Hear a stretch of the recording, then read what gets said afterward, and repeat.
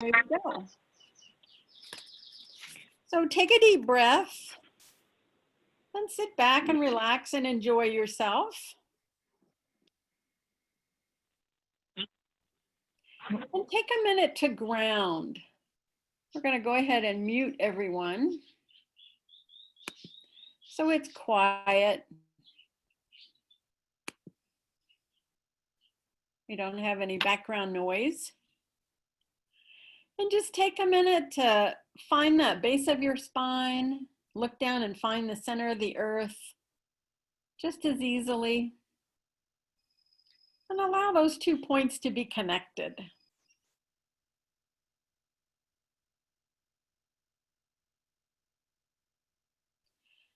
You can imagine that grounding cord as big around as your hips. And just as a conduit that goes all the way down to the center of the earth and lets you let go of foreign energy. Any energy that no longer serves you or isn't yours.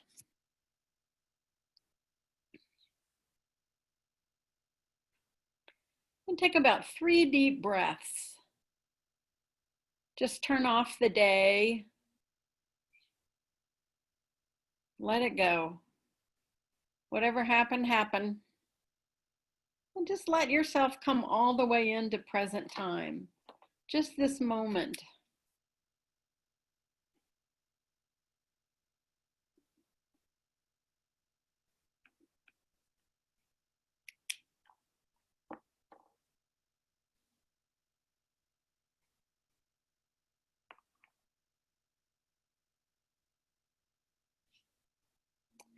And as you settle in, just get quiet inside yourself. And we're going to go on a little journey, do a little discovering. And I want you to imagine in front of you a sliding glass door. And you can you might see this, you might know it, doesn't really matter, they're all the same. And we're going to kind of take a look at your last death. I want you to take a deep breath and just imagine looking at yourself last lifetime. And get curious, are you a girl or a boy? Are you young or old?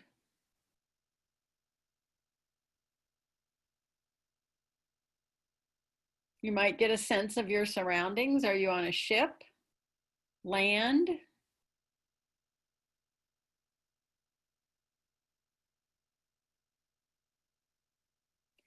And just take a look at like a little mini view of that lifetime. And as a curious person, just notice, how did you die last lifetime? Was it an accident? Were you sick?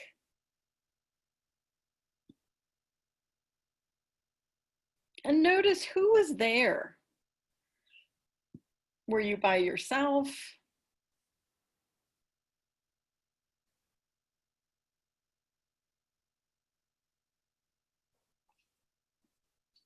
And what was some of the energy surrounding you?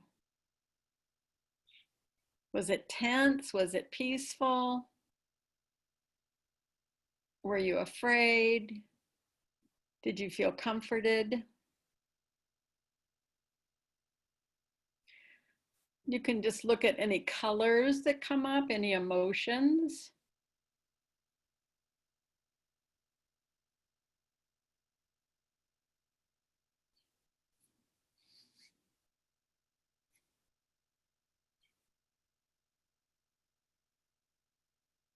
And just get a sense of that. When you lift out of the body, did you have any regrets?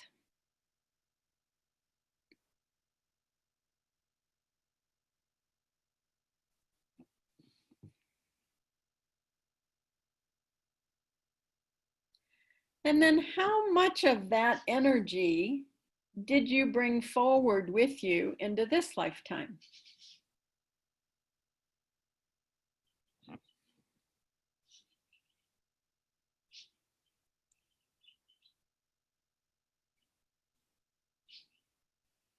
All of us have had many deaths, and we've died many different ways. There is no right way to die.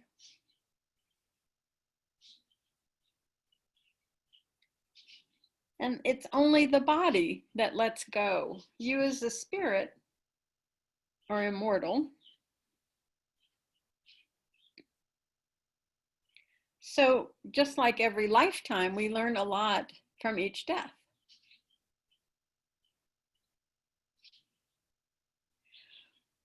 One of my favorite things about looking at death, I learned in hospice when I did training with them, and I think it has served me so well in life.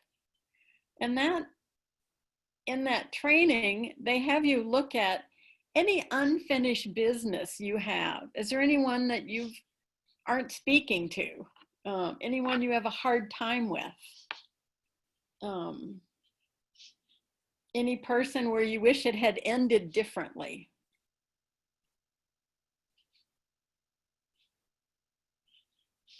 And if you have paper and pen, write it down. Think of the people and write it down.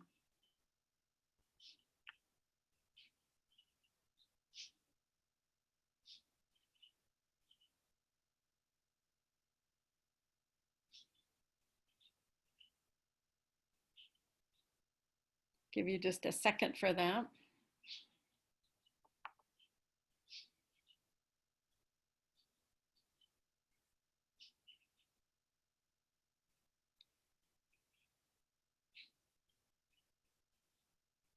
And then, like everything in life, it gives us a little homework.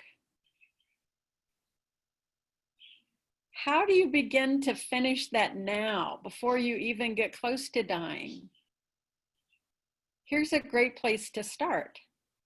It's like anything you finish now, you take with you to the other side. The things that we don't finish act like a magnet, and they draw that same person back to us again and again until we complete that karma or that resolution. That's one good reason to start to work on it now.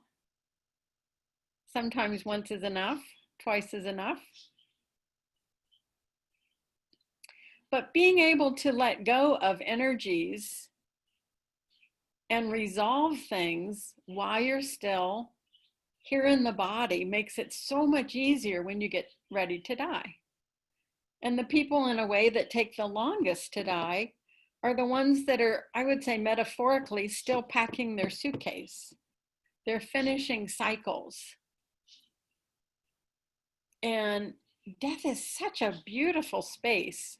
It's that deep level of quiet where it's almost like that kind of sleep where you're in so deep, you know, hear someone talking to you or you hear a sound and you might register it, but there's no way you're going to wake up for love or money. You're just like, nah. And you float on out even deeper. And so it's very much like that. Hearing is the last sense to go. So you're present, but in a whole different way. And here in this deep place is where you start to finish your work. That veil thins and you can see family members from the other side that have passed on. So there's this welcoming. And then in this reality, there's this finishing of, oh, why did I hold on to that? I'm going to let that go. And there's some resolution that happens. And so it's really a beautiful space, nothing to be afraid of. And I think that's the hardest thing about our American culture is we don't really look forward to dying. And it's such a gift. It's kind of like, you know, when you're 9 months pregnant, it's like, oh, I'm so ready to pop, you know, get this baby out, let's do it. And it's kind of the same way in a way with dying. You get ready to make this transition. And the celebration of transmuting out of that body into pure spirit is another kind of labor, just like birth. Some people are birthed very quickly. We hear the stories of them being born in the car, and that would be exciting. And we see ones that die just in an instant. And so when they go, however they pick to go, they pack that suitcase. They take that life experience that they've learned with them. And all of the energies that they want to hold on to, all of the things that they've enjoyed about this life. And to me, I love being at a bedside of someone dying and just being present. I like to run the vibration of love and thank them, even if I don't know them. When I met someone at hospice and sat with them, I would just hold love for them, for myself, and just kind of thank them for all they've contributed this lifetime, even if I didn't know what that was. And that's a great thing to do if you're sitting beside someone's bed as they're dying, is being able to hold and run love for yourself so that they can match that. And if someone is in a coma where they're working, then I would start to think of any mistakes I've made in my life and forgive myself for them. And that you can forgive the other person for any mistakes they might have made till the cows come home. And they can't necessarily have that, where if you forgive yourself, they can match you. And they can start to let go of things as well. Just like in everyday life, we're so good at it. We're so good at, forgiving everybody else, but when it comes to ourselves, we're a little tougher. So really learning how to forgive yourself now, how to let go. And hey, if you made a great doozy mistake, all right, celebrate it. Maybe you're annoyed for a day or two, but how do you want to hold it for the rest of your life? It isn't going to be in shame or anger. It's really like, okay, I learned a lot from that one. And some of our biggest mistakes bring us the most learning. And so where we get stuck is on, in this world, we have this concept that we're supposed to do everything right. It's right and wrong. And on the other side, it's not approached that way. It's about learning. What did you learn from doing that? So someone who's been a criminal, they're looking at what have they learned, not the wrong and right of things. And that soul sees that experience and grows from it. So they used to say yesterday's murderer is tomorrow's saint, because they can see once they get to the other side what a profound difference and how that felt to that person. And so it gives them that space to change. So trust me, all of us have been bad guys in the past. You can't be good all the time. Thank goodness. So if you robbed a bank or shot someone in another life, great. What did you learn? In some ways, it probably made you more spiritual this lifetime. So we must have all been rowdy. So be a little bit amused at how serious we take right and wrong on earth. You would say the guidelines, if you want to talk about religion, you could say the 10 Commandments are internalized as older souls, where with a young soul, you might have to say, hey, no killing. Don't want you killing today. All right. And they're trying to resist that urge, where older souls have all that in them. It isn't even a question. So death is an interesting thing, and how we approach it is interesting as well.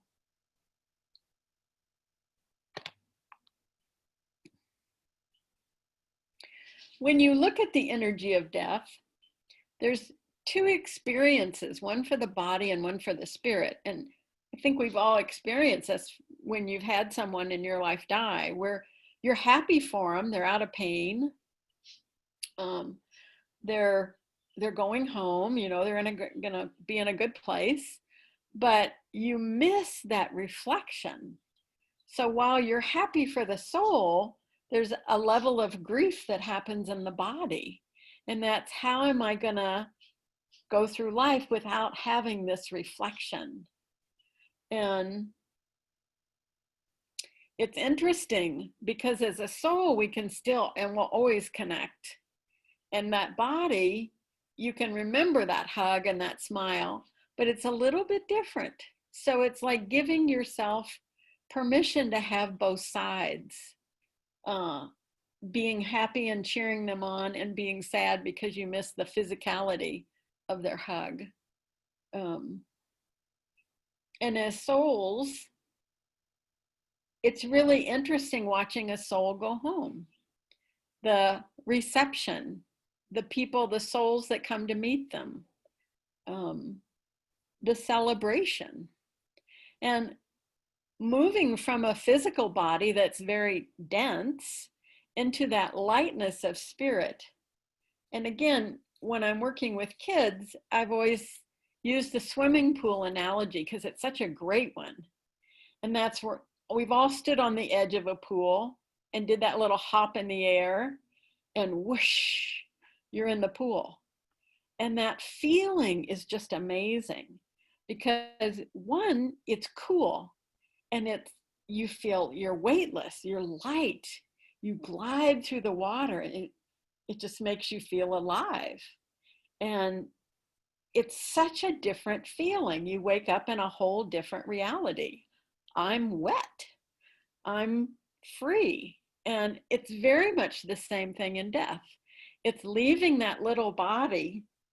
And one of my favorite deaths was one of our students, and it was years ago, and she hopped out of her body and stood right beside the bed, and she was like, well, that was amazing. And she felt so free. It was really fun to watch her. And then she popped off, went home, and it's great. It's like, just like that same feeling, I'm sure, when we came through the birth canal and we were finally out. It's like, finally, I'm in my body and I'm free. And there's such sweetness to it. And I think that's the part that we haven't been addressing in our culture, is there is no fear about dying. There's nothing scary about it. It is so sweet and so gentle. And even, it's like that standing on the edge of the pool, nobody remembers that little hop. They just remember standing, and then they remember, whoosh, I'm in the water. But there's no recording of that hop in the air. So it's very similar, even if it's a painful death, in a car crash, being shot, whatever, the spirit part stops recording, and it goes back into that place of oneness, into pure light. And so that pain is not recorded. There is no energy in the body. The mechanism that kicks in has to do with shock. And even if the body is talking out loud, I have an uncle who had a heart transplant, and he didn't remember the first 3 days. He kind of woke back up after that, and where he was totally conscious and alert and aware in that body. But in those 2 or 3 days, he might have had some fussiness, but it wasn't recorded in the same way. There's that level of shock that really protects the body. So even if somebody died in the most terrible way, that spirit isn't recording it, and it's moved into the light. So that's pretty sweet. So there literally is nothing that is scary about dying. It's just as sweet as they come. And if you've ever held someone's hand when they died, you can just see that light come in as they go out. There's just this brightness of spirit as it leaves its body. So giving yourself that sweetness. We don't always get to watch someone die or be present, and so we don't know. People used to die at home on the dining room table.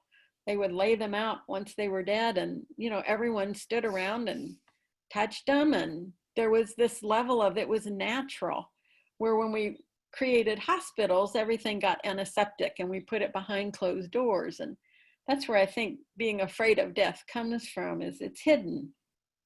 So being able to really look and see, like you can ask yourself, how do you think you'll die this lifetime? What age do you think you'll be?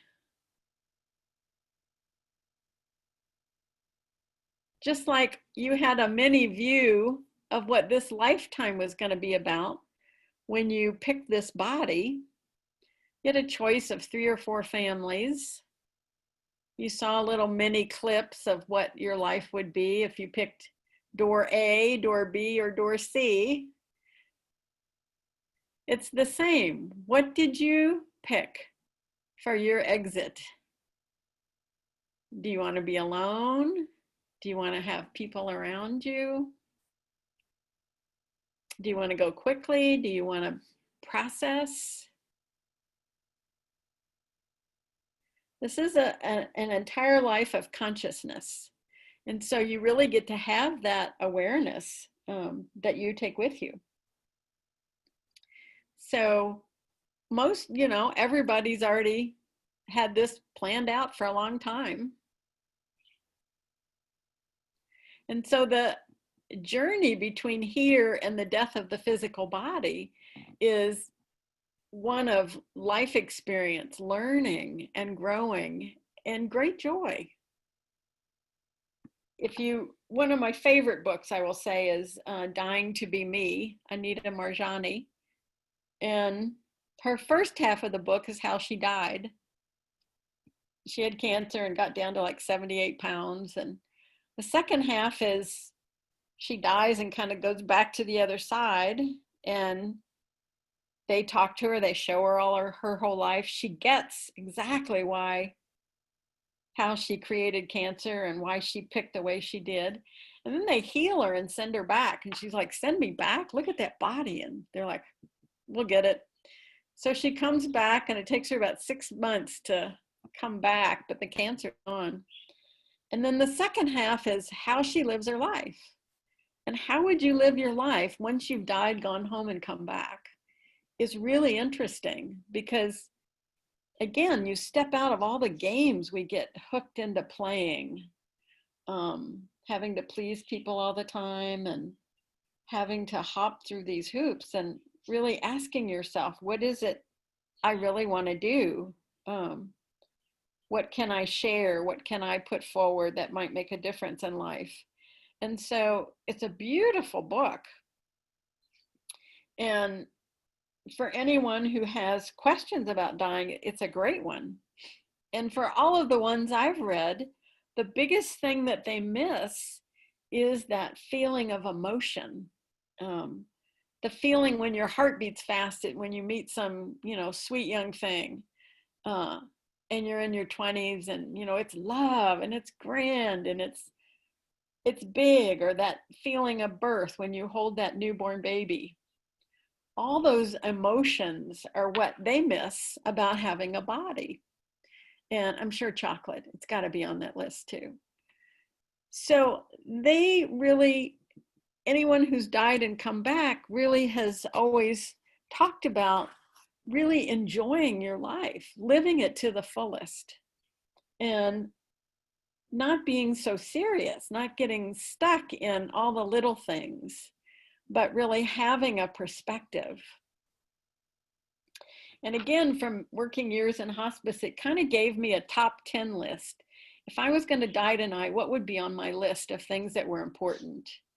And to me, it would be my husband, my family, my pup. It would all be love based. I could care less about things, what kind of car I have, or that isn't going to be on your top 10 list. So it's kind of interesting to scale your life around that and look at the things that we get caught up in that seem petty. And it's like, hey, am I going to really care about this if I died tonight? Would I care? And most of the time I'll go, no, it wouldn't even make 7. It's out the window. So it allows you to let go on so many levels and not take things that are serious and carry them with you. And so being able to let go and finish in an easier way, it's like not taking life so serious, but it really enjoying it.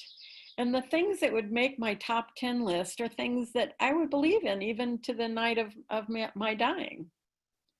One is, I think we have enough, this is my personal one, I think we have enough poison on the earth to last us forever. So I don't believe in pesticides, spraying the grass and killing the dandelions. That's me.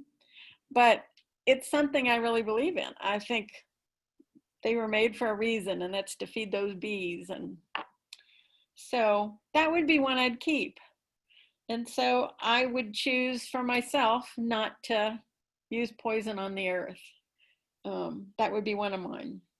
The rest have to do with more like love and support and how can we help each other, humanity at large. So it's like getting quiet and really learning and discovering yourself. What are things that are important to you? What would make your top 10 list? What are those things that, not that you'd lay down your life for because you're not dying for them, but that you believe in, that are core to you?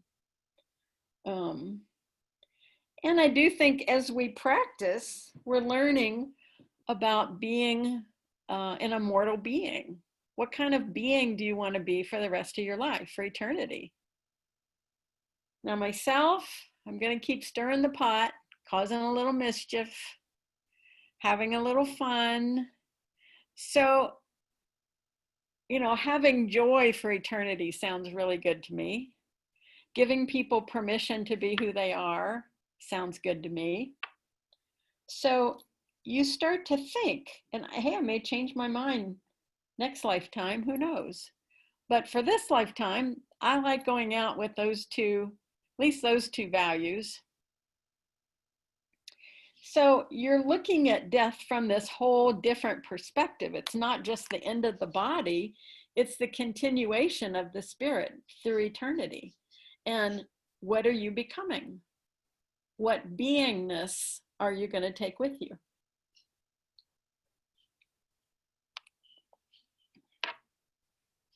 As far as the body, I really enjoyed working in hospice because it's a great program that helps keep the body relaxed but not over medicated. It keeps them comfortable. It lets them give a voice to their true feelings, what they like, what they don't like. And at the end of your life, that's really good. It lets you start to finish anything that you haven't healed and within yourself. And hey, it's like anything else in life. It's an invitation, but we do as much or as little as we're comfortable with. And there is no correct way to die. So each of us are going to do it different. Learning how to be kind to yourself, taking the happy memories with you, the places you felt understood, cared for. I just felt like hospice was one of the best places I ever was, best experience I ever had. And it's changed dramatically. It used to be like your last month, 6 weeks, 2 months. And now it's usually about 3 days. So that's a big change. So, but some people, when they first came into hospice, would actually do better because they were getting so much TLC. And all the nurses were so kind and compassionate that I think they felt surrounded or cradled by love, and it let them thrive a little bit. And then there's usually one little rally from the body, because bodies are always going to fight to live. And then they very gently just slip into sleep and into peace and on out. And so it's a very peaceful, usually a very peaceful transition. And one that certainly, I'm sure we'll hear a lot about more when we get home, but one that you can really be present to. You can really see that in them as little spirits as they start to pull out of their bodies. The other one for my dad, I made him my last patient after 10 years, and he was an atheist. He didn't believe in spirit, so he thought you were a bug on the wall, and he was like, I just want a button. This waiting around is driving me crazy. Just give me a button I can push and I'm fine. And so he didn't believe really in spirit. And about 2 days before he died, he started, we kind of had this routine. He'd say, what's going to happen when I die? We say, well, you know, you'll die and you'll be cremated and we'll put you in the rose garden. That was his wish. And he goes, okay, I know what's going to happen to me, but what about those guys up there? What are they going to be doing? And so he had started to see spirit coming around. And so it was just kind of fun. And I had gone back home by that point, and my brother was out there, and they all called, he's seeing spirit. What do we do now? And it was just really sweet because he made that transition. That veil gets less or lighter, and he started seeing beings. And here was this person who didn't believe in beings talking to them. So that was kind of fun. It was kind of the family, one of the things we thought was endearing with him, that he felt good and he was surrounded by people, and you never die alone. So he just was in great company. If you're taking care of someone, the best thing you can do is keep the house grounded, keeping it calm so that that person feels safe inside, because it is a process. And it's just like when you're in labor and you're having a baby, if it's calm, it's easier for you to let go and relax. If there's tension, then you're fighting the energy because you don't feel safe. And so having safety and keeping the room grounded is a really great gift to give someone who's getting ready to die. Now, some people might want music on and they've got family running around and that's what they're comfortable with. Other people want it quiet. And so it's kind of checking in with that person. What would feel good to them? Do you want music? Do you not? One of my favorite deaths, again, was a student. And we had draped everything in like soft colors, cloths. So the furniture other than her bed was all draped, and she liked the scent of lavender. So we very lightly scented, but we'd wash everything down in the room with that really soft scent of lavender. She liked music, so we had soft music on. And she was very relaxed. She had a tremendously sweet death. And it's like, it's such a gift to be able to give that to someone, because we'll each get our time. We'll each get to die the way we want. And you have a real conscious choice this lifetime. So whatever you decide is okay, but it's great to be able to say what you feel good with, and have someone help you create that. I think it's a real privilege to be at someone's death. Another one I was at was a man who was dying very suddenly, and he maybe had like less than a week to live, and his son hadn't graduated high school. And so I asked him if he'd like to, I had a little mini recorder, if he'd like to say any words that I could burn a CD and leave for his son. And he talked all about being a man and graduating, and how he wished he could be there when his, you know, the big milestones for his son, when he gets married or has his first big job, and just how proud he was as a dad. And so being able to make that into a little CD that this kid can listen to anytime he wants. And that can be very comforting. I had my dad read the childhood poetry he used to read to us, and recorded it and made CDs for all of my siblings so that we still had his voice, because that was such a nice way of connecting, just hearing that voice again. And so there's things that you can do to help that person kind of finish their cycles. Are there any letters you want me to write to people? Again, helping them finish that business. So there's many, many ways you can help that person fulfill any last request. In the hospice I worked in Boulder, again, this was when they had more like a month or two to die. Like one woman wanted to get on her horse one last time. And I remember they unloaded this horse in the parking lot, and, you know, they carried her out there and they held her on that horse. And for her, it was just, that horse was her baby. So she just felt so grateful that she got to do it one last time. And it's just magic when you can help them have that. Uh, Again, these were in-house patients. They can have their cat or their dog with them in their room, and that was sweet to have their best friend with them. So all of these things are different ways that people have chosen to work with their death. And just like you looked at that last death, last lifetime, that influence carries over into the next life. So if you don't consciously know, you know, what's happening, then you can tend to get stuck. And some energies you have to work through. And we do help people, you know, move through that. I worked with a woman today, and she and her daughter have been together several lifetimes. So it was fun to see their train of lifetimes and what they were learning from each other and how that affects this lifetime. And this lifetime, the daughter's actually teaching the mom. And in the beginning of life, mom was teaching her, but they've changed roles and it's kind of fun. They're having a great time and they can talk about it.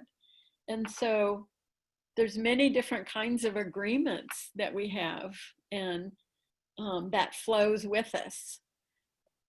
For her in that last life, excuse me, she always had to do things perfectly. She lived in Switzerland and there was a lot of, you know, perfect energy, getting everything correct. And so in this life, she came in as a perfectionist and she's learning to relax a little bit. And hey, if it isn't done perfect, nobody dies. It's okay. And her daughter's giving her that space. So kind of fun to see some of those old concepts we can let go of. Let's do this. Since we've been talking about death, let's just create like a huge soap bubble the size of a basketball. And just any of these concepts that we've been talking about that you'd like to let go of, just let them go into that bubble. So anytime you died alone, anytime you died and you were scared, anytime you were just waiting around to die, just let that kind of energy come out of your space and go into that bubble. And pop it, letting go of that energy. Let's do one more. Let's do another big bubble and just put any regrets you've had so far this lifetime. Anything in a way you wish you could change or undo or do differently. Just put the energy of that in that big bubble. And just decide you're going to free yourself. Hey, you were just learning. Pop it, let it go.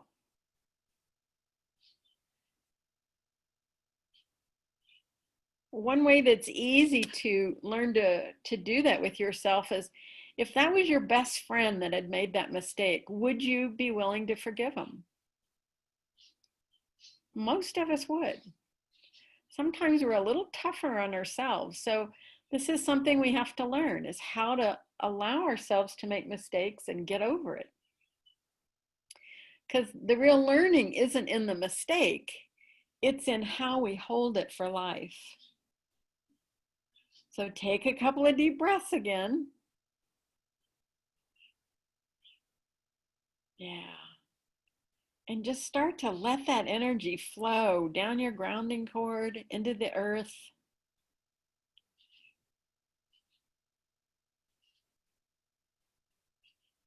Let it start to just be released.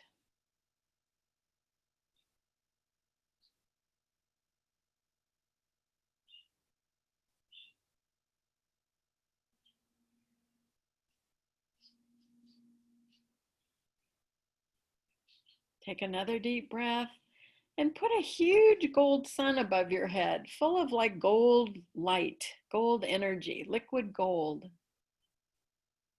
Pop it and let it flow into every cell of the body, filling you up from head to toe.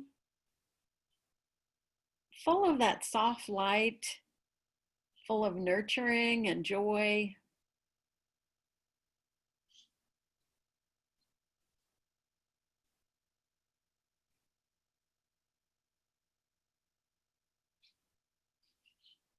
Just giving back to yourself.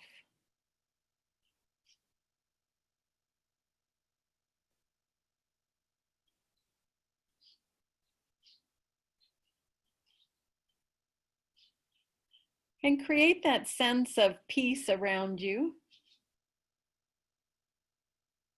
Joy at being you.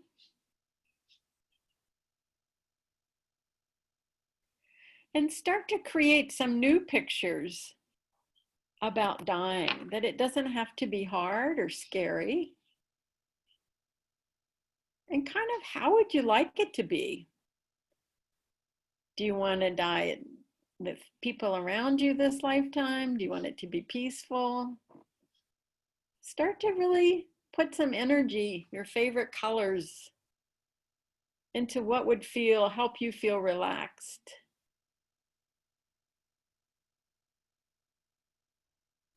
It's out in the future, but you can still plan for it.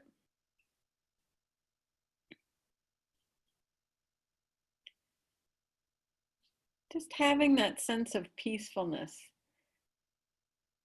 knowing you're safe, you're not going to be alone, and that you'll come back to that light from which you came.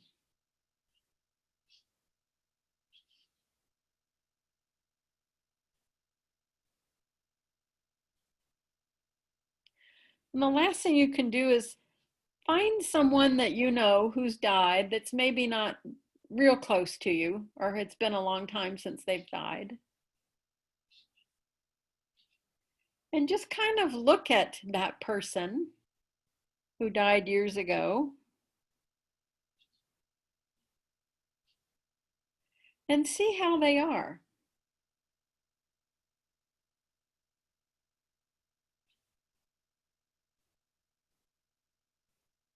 Who greeted them? Just get curious. If it feels like you're making it up, that's okay. Who do you see greeted them? What was that energy like when they went home?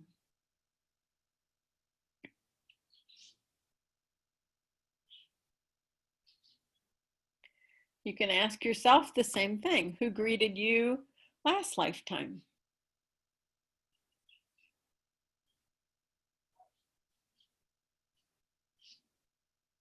Find that softness, was it an angel? Was it a spirit guide? Was it someone from the family? And just notice that it isn't traumatic when you come home. Just like a birth, there's such a nurturing level of energy that surrounds that newborn. And it's so precious. Everyone can't wait to hold that baby. It's just almost sacred, where it's like, oh, they feel so amazing to hold a newborn. And it's the same thing when you go back.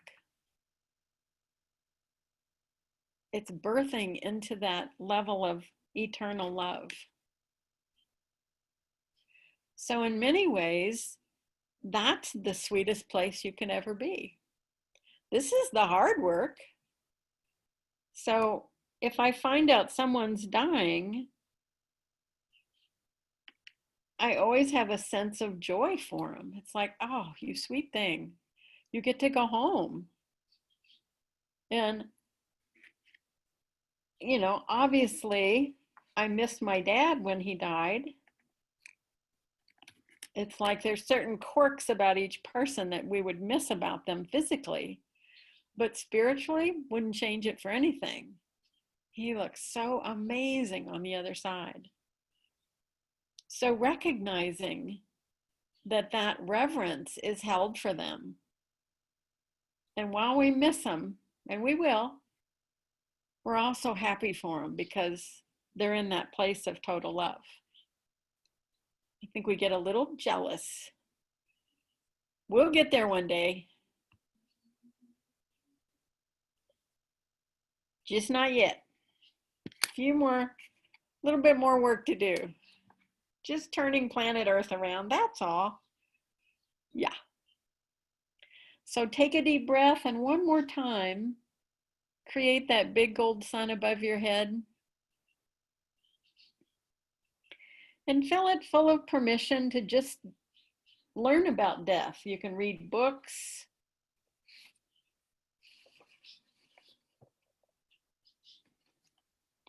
You can look at the energy. You can just discover for yourself your own awareness about dying.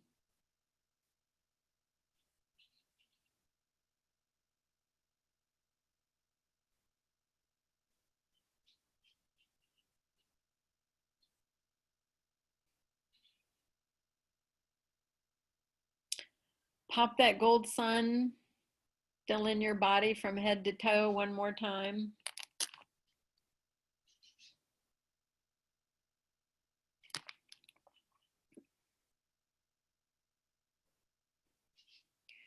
It's the final frontier. Give yourself permission to enjoy it.